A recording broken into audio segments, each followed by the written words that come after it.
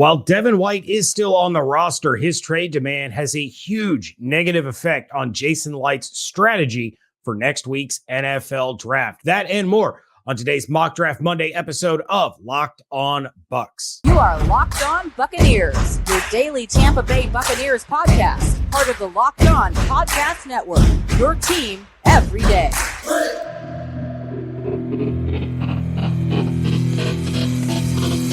What's up, and welcome to the Locked On Bucs podcast, part of the Locked On Podcast Network, your team every day. We are your daily podcast covering the Tampa Bay Buccaneers, so please subscribe or follow on YouTube or wherever you listen to podcasts for free, so you always get the latest episodes when they drop. I am James Yarcho, deputy editor of SB Nation's BucsNation.com, joined by my favorite co-host, Mr. David Harrison of Sports Illustrated's BucsGameDay.com, part of Sports Illustrated's Fan Nation. And of course, you can follow everything on Twitter at Locked On Bucs, at JYarcho_Bucs, and at DHarrison82. Thank you, as always, for making Locked On Bucs first listen or your first view of the day. And a special shout out to all the everydayers who help make this the #1 Buccaneers podcast in total downloads and viewers. Today's episode is brought to you by Ultimate Football GM. Ever dreamed of becoming an NFL GM and managing your football franchise? Then this game is definitely for you. To download the game, just visit ultimate-gm.com or look it up on your app store. Our listeners get a 100% free boost to their franchise when you use the promo code Locked On inside the game. One former Super Bowl champion is trading back with a more recent Super Bowl champion in today's listener mock draft.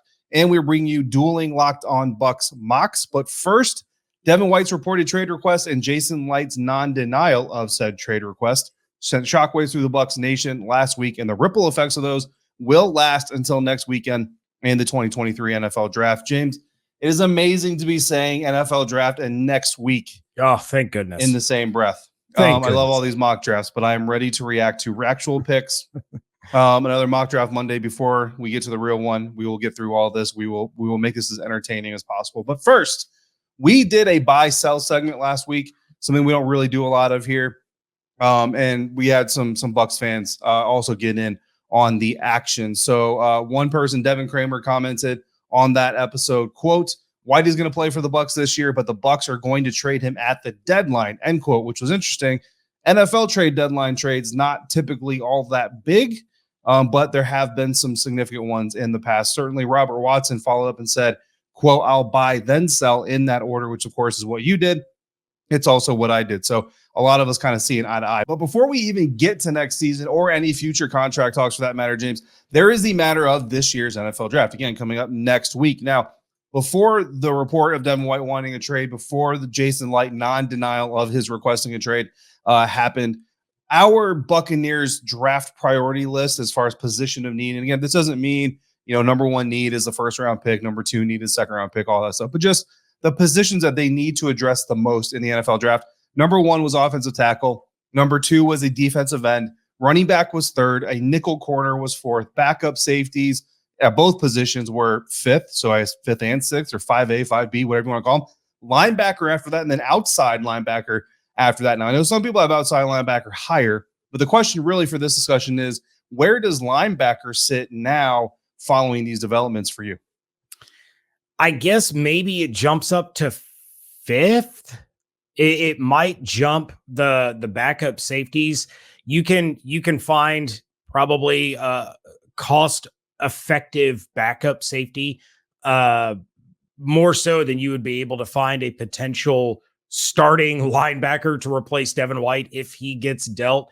But of course, if he does get dealt, that also changes the priority of linebacker in this draft. So I would say as of right now, it would be more important to get a backup linebacker than a backup safety in terms of the NFL draft. But it's not more important than tackle. It's not more important than defensive end. I don't think it's more important than running back or nickel. So I would say pretty much where it is, maybe jumps up one spot. Yeah, I'm going to go a little bit higher there. And it's an interesting dynamic and conversation, right? Because at the end of the day, the question still remains, are the Buccaneers, okay, Jason Licht and Todd Bowles said what? They're trying to win this year. Got it. But how realistic is it that the Buccaneers are going to, say, win a Super Bowl with Baker Mayfield and or Kyle Trask? I mean, I think most people would agree that likelihood is not very high. Of course, you'd also say that if I told you, a few years back that Carson Wentz is going to get injured at the end of the regular season and Nick Foles is going to take the Eagles into the postseason, what would you say? They're probably going to get bounced in their first playoff game, right? They end up winning Super Bowl. So never say never to all that stuff. But I think when you're the Tampa Bay Buccaneers in the situation that their franchise is in right now, you have to look at this NFL draft not just as a this year assignment, but also a next year assignment. So you're not just kind of looking at who's gone this year and the holes you need to fix now. You also want to look ahead to the future a little bit, because part of balancing the books is making sure that you don't have to break the bank to pay somebody you don't want to pay. And that's pretty much the situation we're in with Devin White. I mean, listen to the comments and listen to what's being said and what's not being said. You listen to Jason Licht's comments alone, because Devin really isn't saying a whole lot publicly. But Devin White wants out. He wants a trade, and he's playing on his fifth-year option. Typically, these types of deals are over money, over contract extensions, and job security. And Jason Licht says what? Hopefully we see what we want to see, what we think we can see out of Devin, and next year everybody comes out a lot happier. Well, how would they come out a lot happier? The Buccaneers would come out a lot happier if Devin White played better, because they would feel more justified in paying Devin White most likely the money he's asking for, which they're not comfortable paying him now. That's essentially what I'm reading between the lines. You go back through the season, Todd Bowles said at one point, unprovoked, mind you, that there were some people in locker rooms still living off their Super Bowl success. And again, we're not saying that's Devin White, but there have been other instances throughout the season. The Baltimore Ravens game stands out as a particularly sore spot. There are just moments throughout the season where you kind of look at Devin White, and really ever since Super Bowl, you're kind of like, are you coasting off of what you did that Super Bowl season? Because you were amazing. But let's be honest, since that Super Bowl, since Super Bowl 55, we haven't seen that level of Devin White since then, not even for a game, I don't believe. So I think, if he wasn't the person, I think he's a person. So if you have Devin White and Lavonte David now both playing on expiring contracts, and I mean, again, I already kind of said this on a previous episode, our everydayers are going to remember it. I don't see Devin White being the kind of guy to kind of get this snub and then come back and say, okay, well, now you want to pay me. Now I'll take the deal. I think he's more likely to walk away and either force the Bucs to franchise tag him or just completely leave. How you protect yourself if you're the Buccaneers is you prepare for that incoming situation, and maybe you throw a little bit more money at Lavonte to keep him around another year next year while you develop a young linebacker. I think this need moves up to 4. I think it comes between running back and nickel, and honestly, it's kind of tied with running back only because there are a lot of free agent running backs still, James, that could come in and play number 2 to Rachaad White and do a fairly good job if you don't land that guy in the draft. So because of that and the talent difference in available free agent linebackers and available free agent running backs, I almost make it number 3. I definitely get that logic. I would be hard pressed. I'll put it this way. I would be hard pressed to tell you why it's more important to draft a running back than it is a linebacker. There's reasons, but there's reasons for what you're saying as well. And you just laid it out that you do have 2 guys on an expiring contract. You have one of them who wants out anyway. At the same time, you have an offensive coordinator that wants to, what have we heard from Dave Canales and Todd Bowles and Baker Mayfield, that they want to establish the run. They want to run the ball early and often. They're going to be a ground and pound team, all this stuff. They don't have the stable right now to do that. But you're right. There are more effective on the field and on the books running backs available right now in free agency than there are linebackers.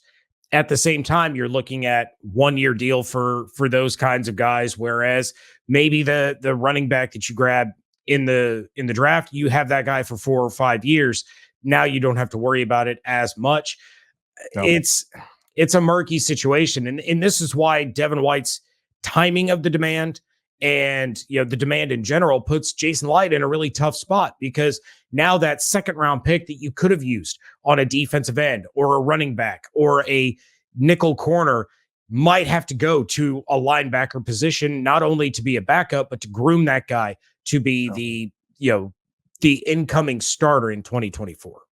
Yeah, I'll tell you right now, man, if I'm a general manager in the National Football League and I have a player that's essentially trying to force me to extend him earlier and or for more money than I feel comfortable doing so, or using a franchise tag on him in the next offseason, I'm drafting his replacement. That's what I'm doing if I'm an NFL GM. We'll see if Jason Licht does the same thing. And of course, those who are supporting Devin White in this, it's not a holdout, but in this request for a trade, we'll see them drafting a linebacker early as just more of a reason why Devin White should want to leave. It's going to get messier before it gets cleaner. Although, to be honest with you, I haven't seen a whole lot of people who are kind of taking Devin White's side in this whole thing so far, which is a little surprising. Usually there's a little bit of a split there. So enough going back and forth over this again. Sometimes, some people will have the need a little bit higher now. Some people may not have it as high.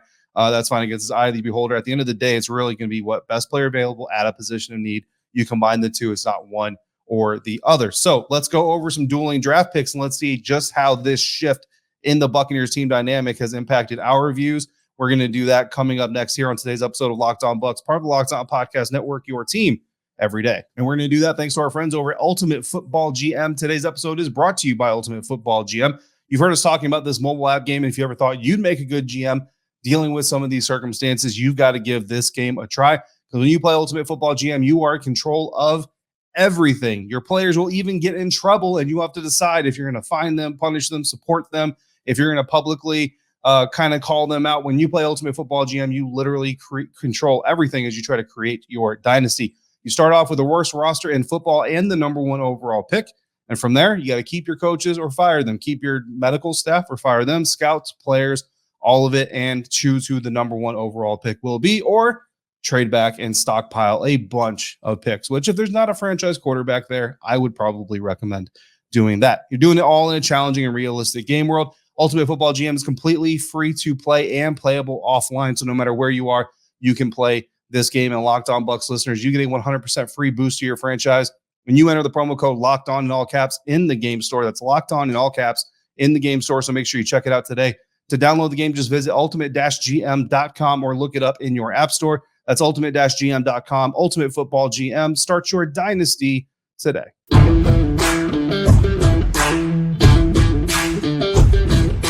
Thanks again for making the Locked On Bucs podcast first few of the day. Every dayers. Tomorrow is the first day of workouts for phase one of the Buccaneers offseason program. So tomorrow we will be discussing who did and who did not show up and what it means. Over under, I don't even know how to really frame this, but over under 1.5 out of 10 chance that Devin White reports for the first day of phase one tomorrow. Under. Yeah. Under. Take the under on that all day. 0% chance he shows up. Dueling mock draft. I'll tell you what, though, if he wants to surprise everybody, he shows up. Dueling mock drafts here on the Locked On Bucs podcast. Here's how we're going to do this, guys. We're each going to make each of the first four picks for the Tampa Bay Buccaneers. It's a first-round pick, second-round pick, third-round pick, and the first of two fifth-round picks. Yes, we know there's two fifth-round picks. We wanted to leave the numbers even, so we went with 4 picks. That's the reason we do it, because James Yarcho is still yet to get me a fourth-round pick for the Buccaneers, so I don't know what to do with it. Devin White? We're going to go. Devin White will get you a fourth. That's true. But we're going to go back and forth. However, whoever we take cannot be taken by the other hosts. Therefore, so at number 19, if I take, I almost said Baker Mayfield. If I take Will Levis, James has to make the 19th overall pick, but he cannot take Will Levis. So whoever's off his board already in his own simulation is gone on top of who I took. So we did this. I just realized I probably shouldn't have made a graphic for this. I'm apologizing. That is my fault, not James's. But round one, James, we did a coin flip. You got the first pick. So at pick 19, you get to take a player off the board first. Who are you going with? Yeah, I was real excited when I saw who was available for me. You had Tennessee offensive tackle Darnell Wright. That's cool. You had Texas running back Bijan Robinson. I was pretty stoked about that. But then you had Georgia offensive tackle Broderick Jones, and that is obviously who I took. And David, it goes back to what we talked about last week. Our everydayers will remember when we were talking about Bijan Robinson last week, when you're stacking the tiers of these players at positions of need. And I put Bijan Robinson over a guy like Darnell Wright or Anton Harrison because he's in a tier all by himself. Whereas, Wright and Harrison are down in tier 2, in my opinion. Broderick Jones is the number 2 offensive tackle, in my opinion, in this draft. He is tier 1. That is a much more important position of need. That is the guy that I go with there. So as much as it pained me to then watch Bijan Robinson go to the Saints, I think the Buccaneers get a great, great player in Broderick Jones at 19. Yeah, look, there's not a lot of people that would not take Broderick Jones in that situation. So as good as Bijan Robinson could be in the NFL, look, I mean, off the tackle is the number one need. You're talking about Broderick Jones being the top 2 tackle in this year's class. You got to take that guy. You can't pass over on that guy. So Broderick Jones is off of my board because James took him. So no matter what my board looks like, I cannot touch Jones. Darnell Wright, however, was still available for me, but so was Pitt defensive lineman, Kalijah Kancey. And I know not a lot of people have associated Kalijah Kancey with the Buccaneers.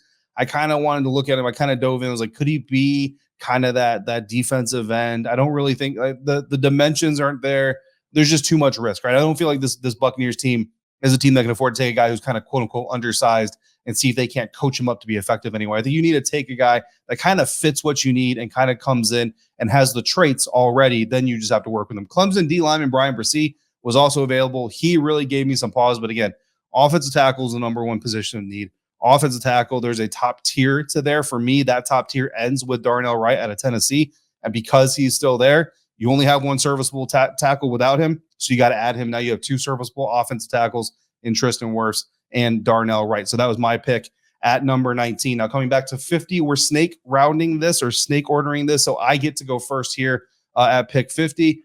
And with Lavonte David on that 1 year-to-year contract track, and with Devin White apparently on his way out, either now trade deadline next year, I can't leave the top 3 rounds of this draft, James, without a linebacker. Deion Henley is probably at the end of that top tier of linebackers.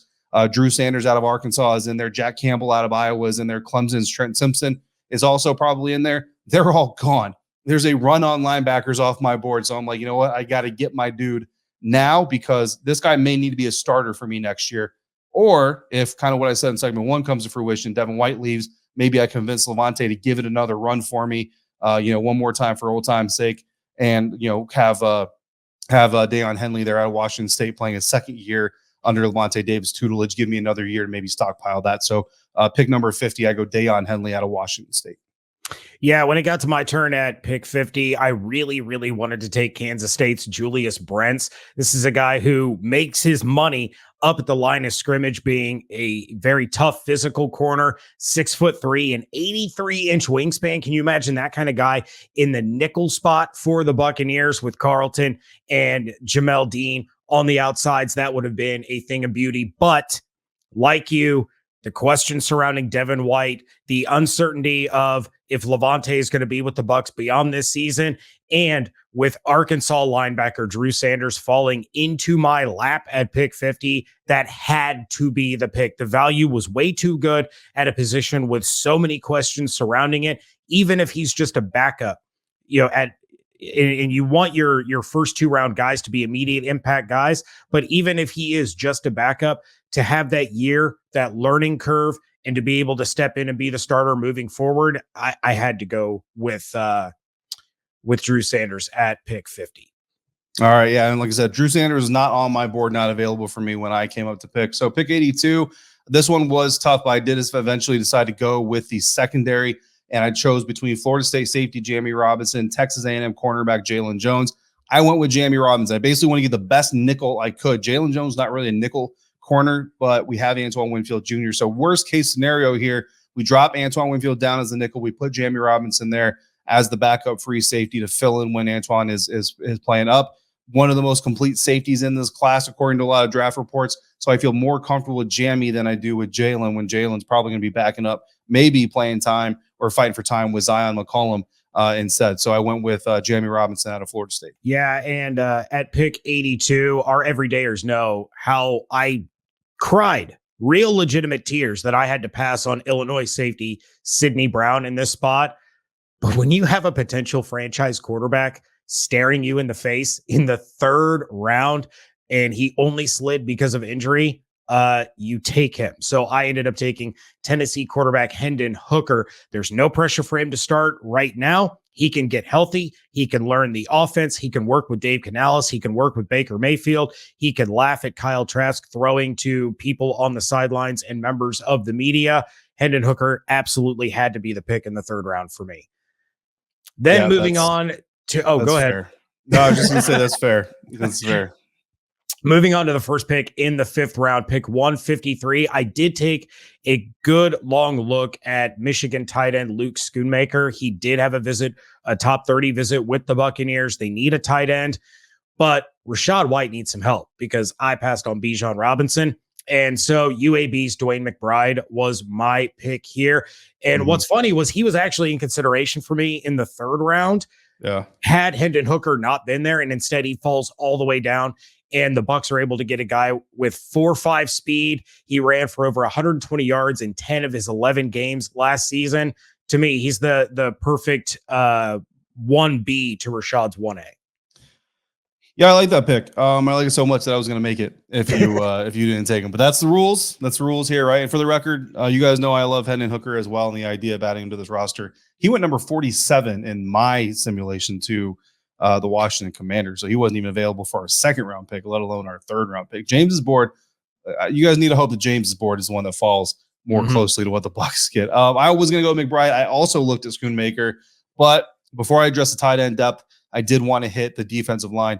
I feel like we need to go there as well. So I got myself a Nacho-like role player. Not saying he is Nacho, but just a role player, a guy that you're not going to rely on to start, but a guy who can come in and potentially develop in the future with San Jose State defensive lineman Viliami Fehoko. So James, here are our classes. I did go ahead and make a graphic for this. You got yourself Broderick Jones. You got Drew Sanders. You got Hendon Hooker. You got Dwayne McBride. I got Darnell Wright, Deion Henley, Jamie Robinson, and Viliami Fehoko. Florida State fans like my mock. Tennessee fans like either mock because they're getting one of their players to the Tampa Bay Buccaneers. I got to be honest with you, though. I like your mock better than I like mine. Mine was all about how the board fell. My board fell far more favorably than yours did.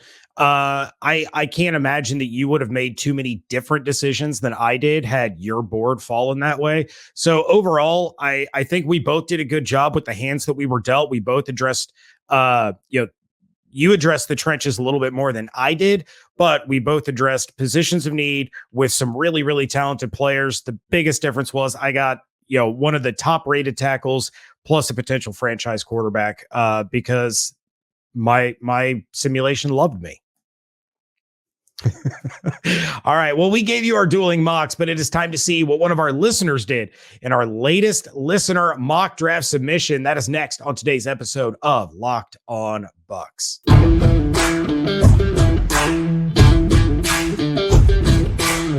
Wrapping things up here on a Mock Draft Monday edition of the Locked On Bucs podcast. And you guys know, our everydayers know, it is not a Mock Draft Monday without a mock draft submission from one of you all. And this one comes in from Cool Kev, and that's cool with a K.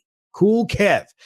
And he makes a big first-round trade, sliding back 12 spots with the Kansas City Chiefs. He trades pick 19 to Kansas City for picks 31 and 63, and even sliding all the way to the last pick in the first round, he gets Oklahoma offensive tackle Anton Harrison. David, your thoughts on your surname namesake going to the Tampa Bay Buccaneers after the big trade back?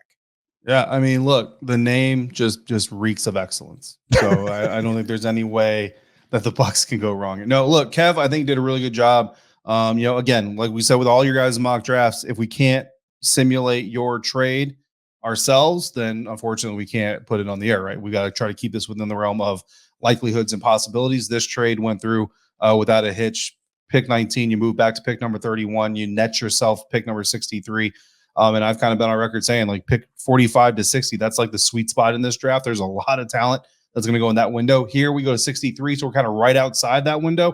But that's fine because surprises happen. Maybe a couple quarter. I mean, Tanner McKee out of Stanford. I've seen 6th, 7th round projections on this dude. I've seen day 2 projections on this dude. Who knows where he's going to go? And the NFL is always crazy with quarterbacks. But anyway, if some players get pushed out, then that's going to work out really, really well. So plus you get Anton Harrison, who to me is the top tackle in that second tier of tackles in this year's class. So you get yourself another day 2 pick. You trade back, which, I'm always kind of a fan of depending on how the board looks, but you also get the next best guy outside of the first tier of tackles. And I think that's really the best you can ask for from a trade. Yeah. And I mean, you were asking for a 4th rounder, Cool Kev, did you want better? He got you an additional 3rd. So moving on to day 2, he does get interior offensive lineman, Steve Vila from TCU at pick 50. I know that's your dude. At pick 63, that one that he picked up from Kansas City, he gets tight end Tucker Kraft out of South Dakota. And then I'm pretty sure Cool Kev is pandering.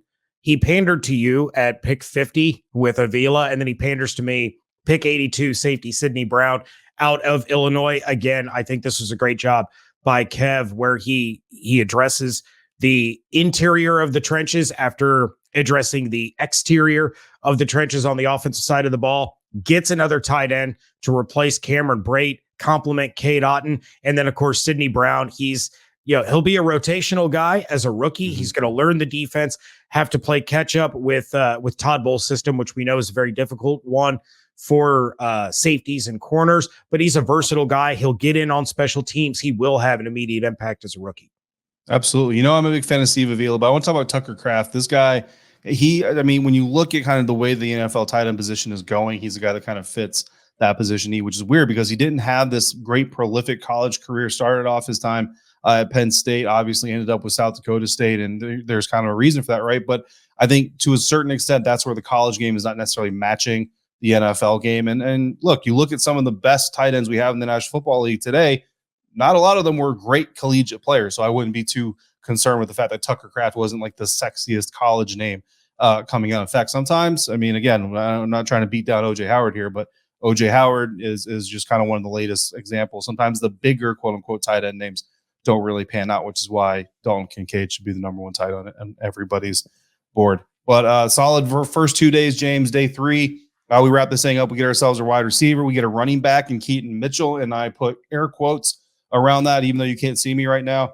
because this dude's he's a football player. Like, just put the ball in his hand, get him in space, and see what he can do. Ivan Pace Jr., a solid linebacker, off-ball guy who could become a potential backup, compete with KJ Britt for snaps early on, and we'll see what happens. We double down with linebacker Yasir Abdullah out of Louisville. We get Jalen Redmond to man the defensive line out of Oklahoma, and edge rusher Thomas Nkum out of Central Michigan. So, James, your thoughts on the day 3 pool of players, and then the class as a whole? I like the addition of a wide receiver. We've talked about how wide receiver depth is something that the Buccaneers definitely need to address. It's not in our top 5 needs or our priorities in terms of draft position. And of course, love Keaton Mitchell out of East Carolina. Because like you said, he's a football player. He's not just a running back. No. He is a dude. And he will be a weapon all over the field for Baker Mayfield and the Bucs offense. And then I like doubling down on linebacker. We've spent a lot of this episode talking about the uncertainty there. You have a better chance of winning the more tickets you buy to the lottery, right? So Pace and Abdullah, both guys who are relatively local to me, and both could have solid impacts. And again, they have special teams impacts as well. These are guys that could and will contribute on special teams. So all around, I think Kev did a really good job.